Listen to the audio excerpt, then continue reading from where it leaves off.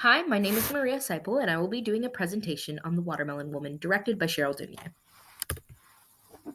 Cheryl is an aspiring filmmaker who's been looking for just the right project. She, with her friend Tamara, works at a video store while also working on the weekends filming special events. Being a black woman, she becomes intrigued by an actress noted only as the Watermelon Woman, a black woman who played the role of a stereotypical mammy character in a film she found at her work.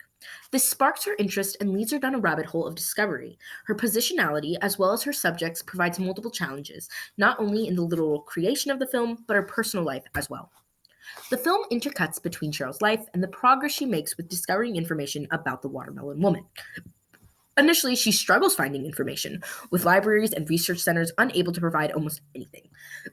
However, hometown interviews leads to the discovery of the woman's name, Faye Richards. This also leads to the discovery of her relationship with a white film director, Martha Page. At the same time, Cheryl is in her own interracial relationship. Her friendship with Tamara becomes strained during this time. As Cheryl further investigates, she is met with more roadblocks and only snippets of Faye's life is discovered. Eventually, while discovering Faye's life partner, June, she discovers more information. Although June begs Cheryl to not include Martha Page in her film about Faye's life. We see throughout the film how Cheryl comes to relate and connect with Faye, almost presenting herself fully onto Faye's character. By the end of the film, Cheryl is no longer with Diana, and her film on the Watermelon Woman is complete and intercuts between the credits. One important note: the film is complete fabrication. Why do we believe her, though? Many people seeing this film may have assumed that the documentary was in fact true. Dune utilizes multiple techniques to create an authentic documentary style, as well as a stellatory device that helps us to perceive the various levels of race, gender, and sexuality in which Cheryl is both existing and interacting with. This includes interviews, the use of experts, as well as photographs and recordings. To start off with interviews, our initial interviews are with two women who provide the start of our search for the Watermelon Woman, as well as create authenticity within the documentary. Both are familiar figures, one, of course, being Cheryl's mother, the other being a friend of Cheryl's mother, Shirley, who happens to also be a black lesbian. These are two women who Cheryl has a connection with in one way or another. The way she speaks to them is more friendly and familiar. She is able to touch on more oral histories and see into the past through them. These connections make these interviews more intimate and feel less organized. The tone in which she speaks to both women is also heard, and therefore is not as clinically feeling as the experts. This makes the storytelling feel more genuine and authentic, and it also shows how finding people within her community has helped her on this journey more so than perhaps archival studies and libraries have. Another way that she is able to utilize the documentary technique and bring a sense of authority and proof is by utilizing experts, as they are a tradition in many documentaries. While both experts are able to expand on greater historical contexts, such as Lee Edwards educating Cheryl about some of the nightlife in Philly, about the bar and theaters that screened Black films, which played before Hollywood Mainfair, he is unable to provide too much information on the Watermelon Woman, as he doesn't seem to focus on women in his work or in his studies. Camille Paglia, on the other hand, is completely disparaging of Cheryl's studies, going as far as comparing the watermelon stereotype to Italian heritage and completely erasing its connection with harmful imagery, and heavily questioning Cheryl's discoveries as far as who the watermelon was and her relationship with director Martha Page. Then we have the archives, photographs and evidence, physical proof that Faye Richards was a real woman. An untrained eye would be unknowing that these are fabricated materials. Now, the way that the archives are utilized in the film are meant to emphasize several things. Firstly, not only is the physical evidence that does exist very limited, it is incredibly difficult for Cheryl to find and gain access to. This is a reminder of how Black women, especially Black queer women, were erased and not given proper credit and documentation that they deserved in comparison to their white and male counterparts. A second thing to note is that all of what we find are secondhand accounts. Any words or spoken feelings and thoughts of Faye are never discovered. We are given renditions through secondary sources. And it is important to recognize how that would not be the case if we were to look at other historical figures of that time.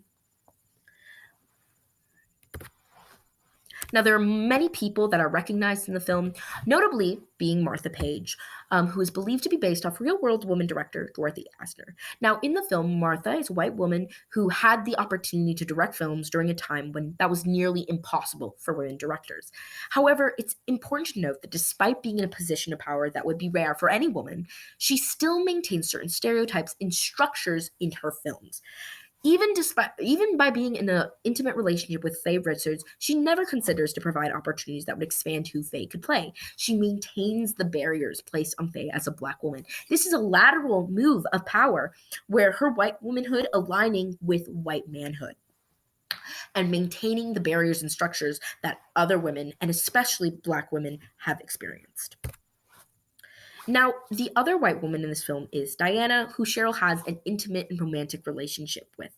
She kind of represents the liberal, woke white woman who is perhaps unaware of how race plays into Cheryl's life and the opportunities she gets are she's unaware Cheryl herself would not have. It also starts a rift between Cheryl and Tamara, which is notable and will be discussed later. But a great example of this is how Diana's privilege is utilized while also lacking self awareness in the interview with Martha Page's sister. This is the third non professional interview, and it's important to note the difference between the way that this interview is filmed and the previous. It's much less intimate. The staging includes Cheryl, and she is juxtaposed and positioned against Martha Page's sister and as well as Diana. And the only way that Cheryl would have had access to this documentary is through Diana. And it's a display of Diana's connections and access that Cheryl herself simply would not have. The documentary ultimately shows that this was in fact an unhelpful interview as it removes itself from Faye Richards and ultimately doesn't provide much information on Martha Page either. Now, Tamara is presented as Cheryl's closest friend, as well as fellow filmmaker and co-worker. We see her and Cheryl slowly drift apart throughout the film, as she dislikes both the topic of her film and her relationship with Diana. Now, Tamara is a character who is meant to represent more of the other like black women's criticisms of this film, of Cheryl's film. Now, in another movie, Tamara could easily have been presented as the angry black woman, a harmful stereotype. However, here, her criticisms are fully fleshed out and even agreed upon in the film. Her perception of Diana is proven to be correct, and while our opinion on Cheryl's choice to cover the water woman is negative, we understand the reasons for it. Thelma Foote gives a great quote that says, Tamara disapproves of the topic of Cheryl's film on the grounds that it is unworthy of a serious filmmaker who, like herself, invests time, energy, and talent in capturing the rawness of contemporary urban reality on film. Tamara acts as an outside black perspective, speaking the criticisms that are a part of Cheryl's community may have. Such as, why would you focus your time on discovering the history of a woman who has contributed to Hollywood fabrications of black women, especially through the mammy stereotype? The Mary archetype is one of those focuses of film that Faye Richards was an actress who portrayed. Now, these are roles that are very desexualizing. They romanticize slavery, placed black women in motherly, caretaking roles, and have been a mainframe of old cinema for a very long time. And Faye Richards, in playing those roles, may have been perceived as harmful, is why you would want to discover more about her life and present more of that character. By proposing to make a film about black actresses who based her career on playing the mythical mammy figure, Cheryl seems to be setting herself at odds with the independent black filmmaking tradition whose identity politics centrally involves countering Hollywood's preposterous and often disparaging racial stereotypes by presenting realistic images of ordinary black people. Cheryl, at this time, then, is going against what is considered expected of a black filmmaker, as well as investigating into something that perhaps is considered wrong to look into, and at least by people in her own community. Another criticism comes from Faye's partner, June. When she's able to provide some materials to Cheryl, she ultimately asks that Faye Richards' life exclude Martha Page entirely. Another aspect that is important is the way that she says this. She says, things that upset me and things that have upset Faye when she was alive. I was so mad that you mentioned the name of Martha Page. Why did you even want to include a white woman in a movie on Faye's life? Don't you know she had nothing to do with how people should remember Faye? We also have over identification. June is not the only one who is trying to control a narrative around Faye.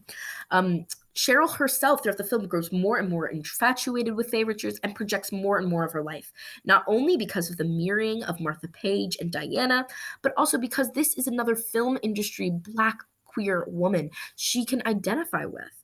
And she's projecting her own identity of Cheryl perhaps onto Faye. The film does a good job of questioning how these two different identities that June wants to show and the one that Cheryl wants to show, and finding who actually is Faye. Ultimately, we end on the note of how Faye represented multiple things to multiple people. She meant the world to you, but she meant the world to me. And those worlds are different. But what she means to me, a 25-year-old Black woman, means something else. It means hope, it means inspiration, it means possibility, it means history. Faye Richards to Cheryl is an inspiration, and she's someone whose life should be shared and explored fully. And June has a specific idea of how Faye should be presented, and I think this is Cheryl's best way of presenting who Faye Richards was factually. So, who was the watermelon woman? Well, as explained through alternating credits, Faye Richards was a tip. Faye Richards was an actress who was struggling to break out of typical roles expected of Black women. She was able to have some kind of break while working with Martha Page, who she also had a romantic relationship with. But while she may have continued to be hired for roles that were still stereotypical, eventually she moved back to Liberty Studios, which did Black cast films. Unfortunately, these films would lose popularity, and Faye Richards would return to singing until meeting June. A notable thing about the way that she returns to singing is this is when Faye starts using her real name. She leaves behind the watermelon woman name, and the way that she performs in clubs and sings, it shows a sign of authorship that was previously excluded in her life, working in a white system that only expected her to play stereotypical characters. And may have been a sign and an agreement with how June shows that she wants to further herself away from the watermelon woman character. Now, when it comes to authenticity and truth, Faye Richards did not exist. And the film takes advantage of that, how we are inclined to believe that this is an authentic story about a Black lesbian woman told by another Black lesbian woman. It's an assumption of sincerity, because I believe many histories and stories of minorities, even in modern culture, have been retellings. They've been stories that are historical truths. And she utilizes that, and as well as the documentary style, to make you believe that this is the story of a real person. So she uses her advantage in crafting her film. But while that may not make it an authentic story, as in a real story, who Faye Richards represents and the experiences that Faye Richards had in this film are most likely completely legitimate. Representation is important, and realistically, there may simply not have been any historical and well-documented Black actresses like Faye Richards, but that does not necessarily mean that they did not exist. Cheryl June's whole entire story is about crafting from the bits and pieces that are left behind of a woman's full life. Historically, Black women have faced oppression, and their existence has been pushed to the side. And it is important to create stories that are more than just in modern times. During her adventure of looking for Faye, the watermelon woman Richards, Cheryl has found a heroine from the past with whom she establishes a deep bond of identification. The parallels between her own life and Faye's life story have encouraged Cheryl to pursue her career goal and other desires, even when her act of self-determination mean defying societal demands that she conforms to communally sanctioned norms. So Faye Richards in this film is an inspiration for Cheryl. And despite this film being a fabrication, perhaps not seeming authentic or real, it is important to know that sometimes you have to create your own history. And the inspiration of this as a documentary shows that it is possible, and the impact of that possibility is an inspiration to real young women and real young Black queer women. And that is why I found this film incredibly valuable for anyone to see.